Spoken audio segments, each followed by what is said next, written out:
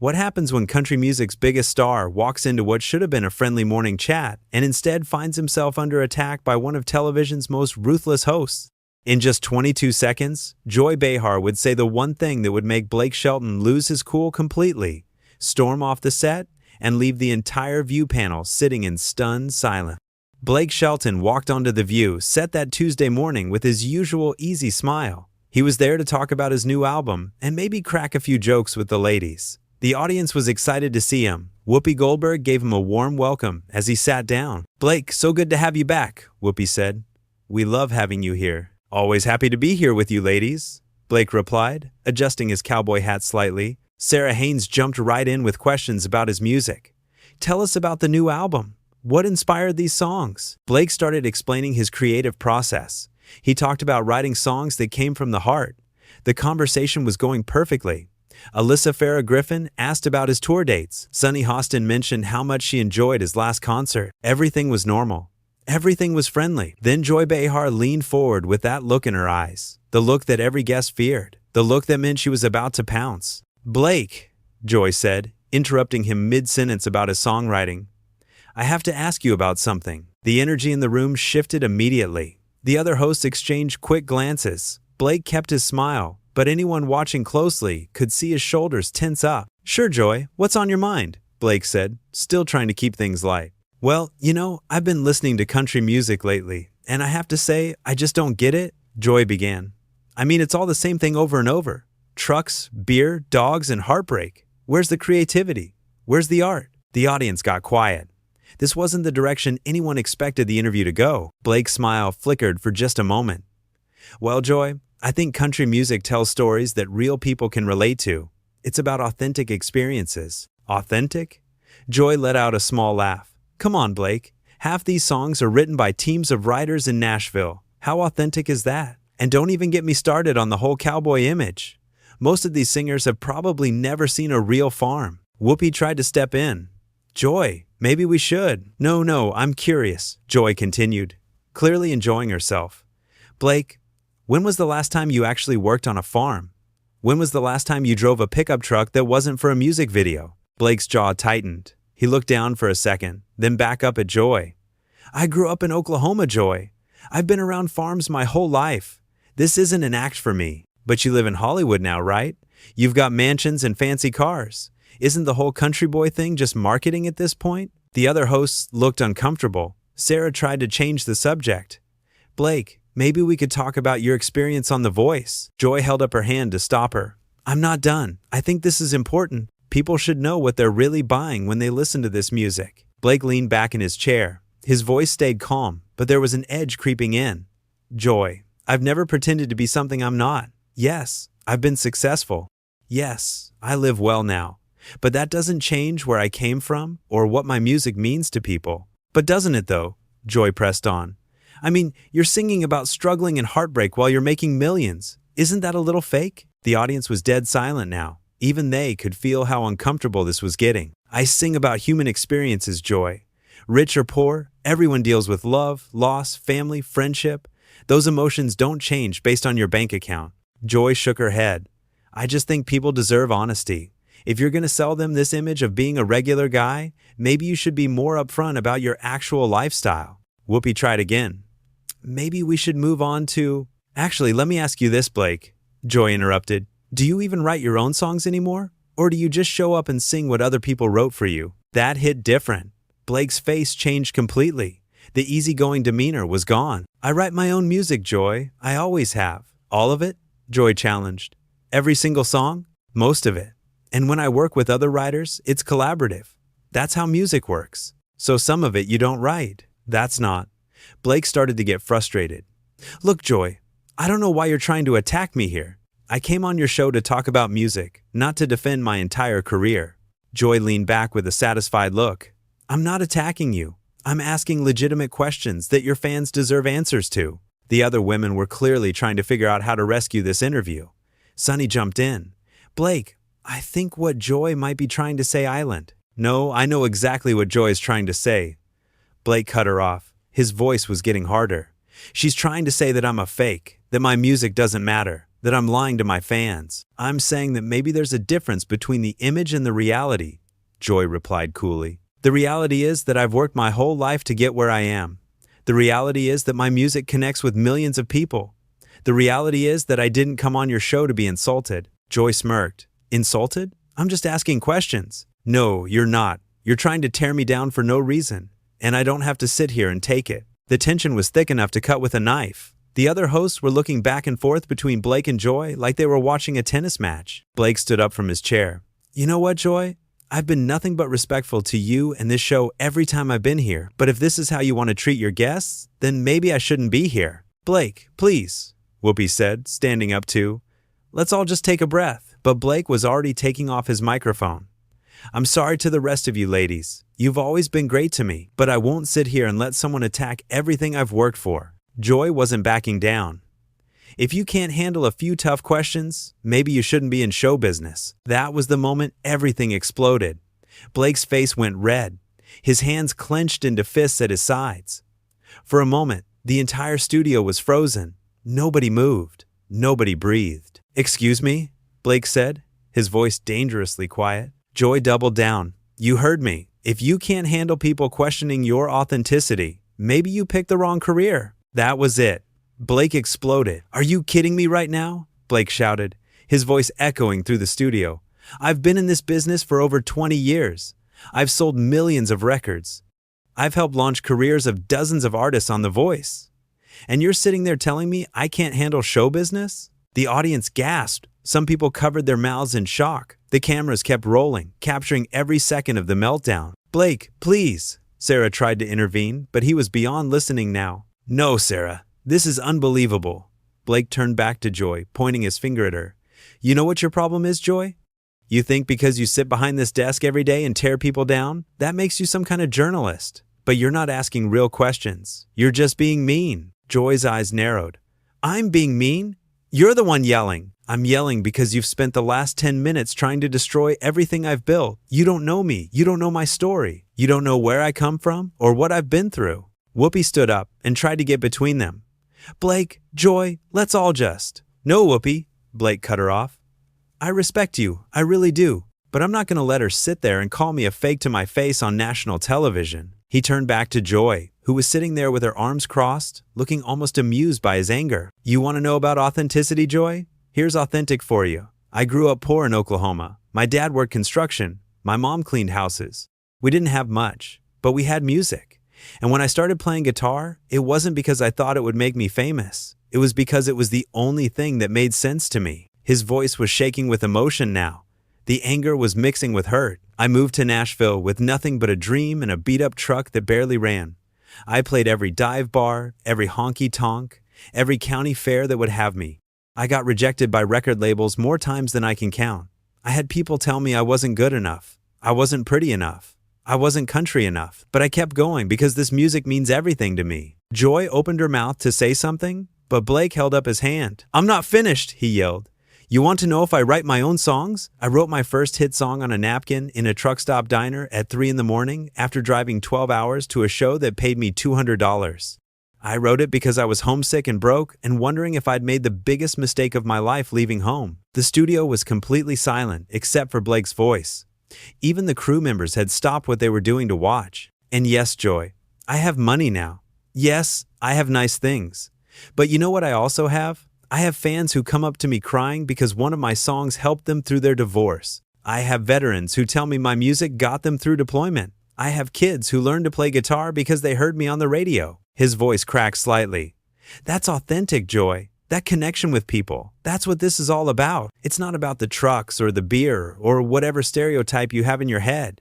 It's about making people feel something. Joy finally spoke up. Look, Blake, I didn't mean to. Yes, you did. Blake interrupted her. You absolutely meant to. This whole thing was planned, wasn't it? You brought me on here just so you could try to embarrass me. That's not true, Joy protested, but her voice sounded less confident now. Then why? Why would you treat a guest like this? What did I ever do to you? The other hosts were looking at Joy now, clearly wondering the same thing. Sunny shifted uncomfortably in her seat. Alyssa looked down at her notes, avoiding eye contact. Joy straightened up in her chair. I was just trying to have a real conversation instead of the usual fluff. A real conversation? Blake laughed bitterly. You call attacking someone's entire life work a real conversation? You call questioning someone's integrity and authenticity a real conversation? I was playing devil's advocate, Joy said weakly. No, you were being cruel, Blake shot back. There's a difference between asking tough questions and just being nasty for no reason. He ran his hands through his hair, trying to calm himself down, but the anger was still pouring out. You know what really gets me, Joy?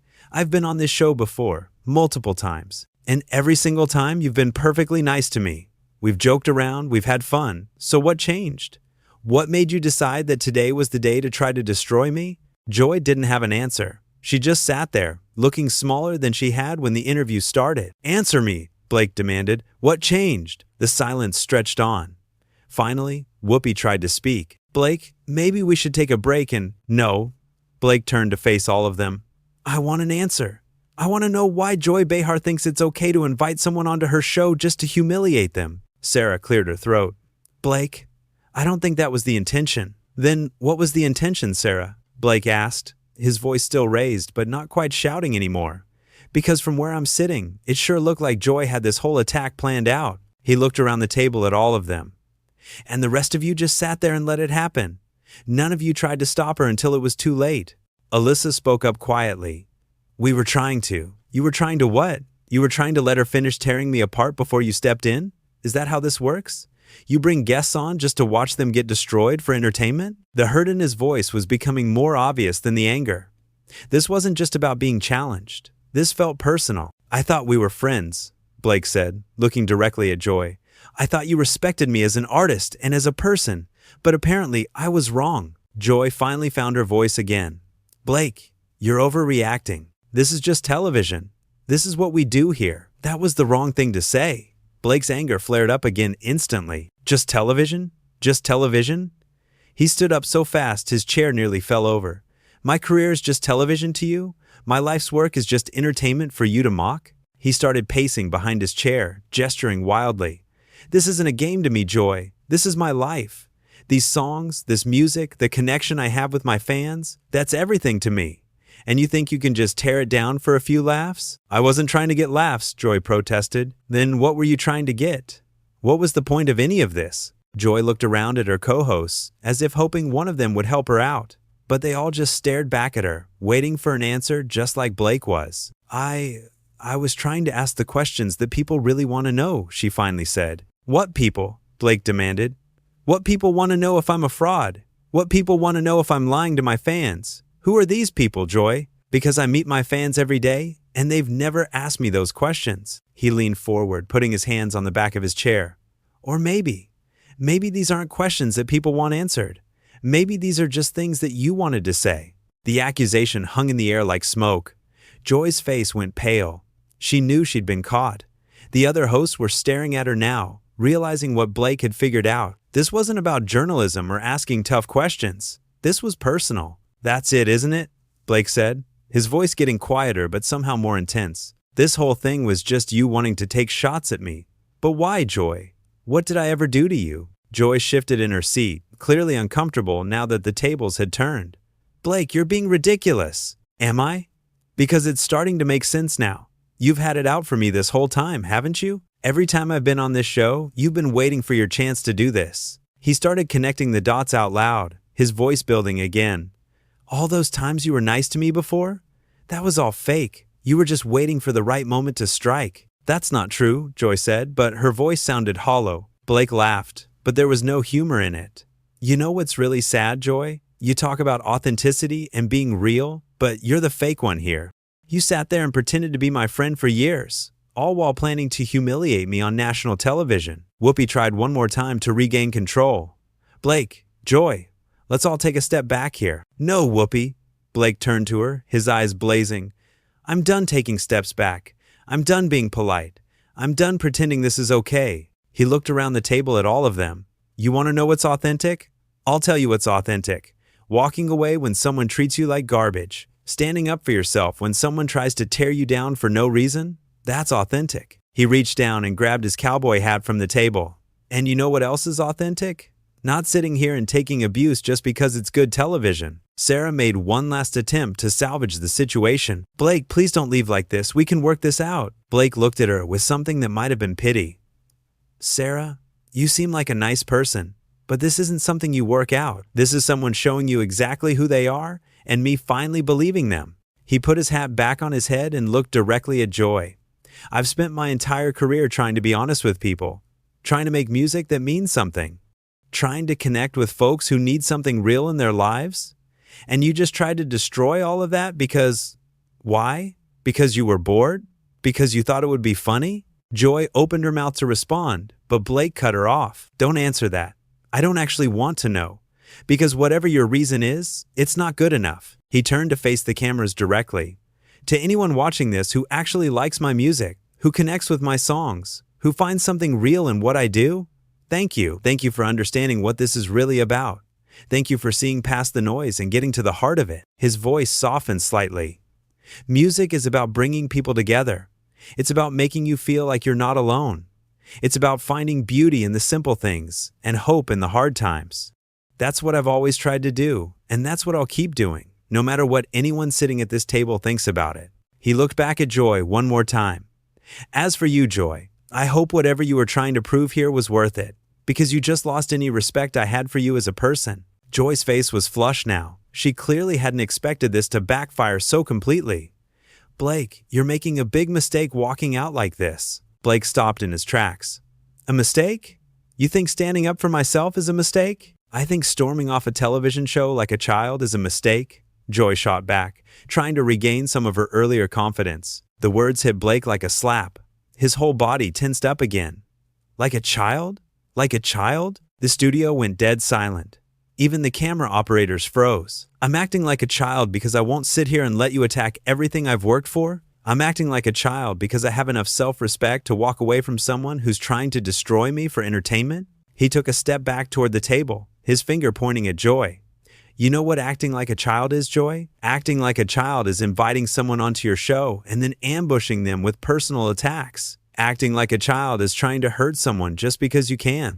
Acting like a child is sitting there with that smug look on your face like you've accomplished something important." Joy's smug expression was completely gone now. She looked genuinely shaken. "I came here to talk about my music," Blake continued, his voice shaking with emotion. "I came here to connect with people who might enjoy what I do. I came here because I thought this was a place where guests were treated with basic human decency. But instead, I walked into an ambush." He looked around at the other hosts one more time. "And the worst part is that all of you just sat there and watched it happen. You knew this was wrong. You could see how nasty this was getting. But you didn't stop it. You just let her keep going." Sonny finally spoke up. "Blake, you were trying to... What, Sonny? You were trying to let Joy finish her attack before you stepped in? You were trying to give her enough rope to hang me with before you decided maybe this had gone too far?" He shook his head in disgust. "I thought better of all of you. I really did." Alyssa looked like she was about to cry. "Blake, we never wanted it to go this way. But it did go this way, didn't it?" Blake replied. "And not one of you had the courage to stop it when it mattered." He turned toward the exit, then stopped and looked back at Joy one final time. "You know what the saddest part of all this is, Joy? You could have asked me real questions about my music, my career, my life.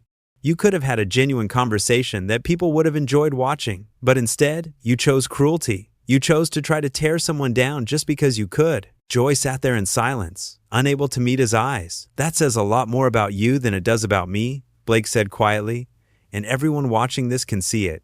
With that, he turned and walked toward the studio exit. His boots echoed on the floor in the dead silence. As he reached the edge of the set, he stopped one more time without turning around. "To my fans out there, thank you for your support. It means everything to me. Don't let anyone tell you that the music we love doesn't matter. Don't let anyone make you feel ashamed for connecting with something real." He paused for a moment. "And to everyone else, remember that there's a person behind every guest who comes on shows like this.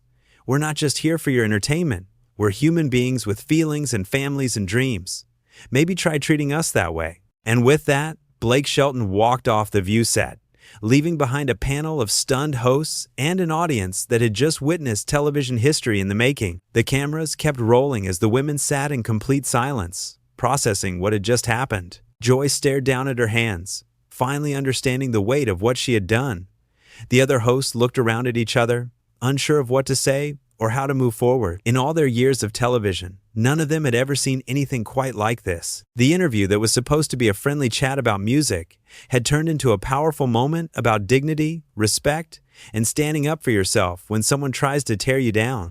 And in the end, it was clear to everyone watching who had come out looking like the real person and who had revealed themselves to be something much smaller.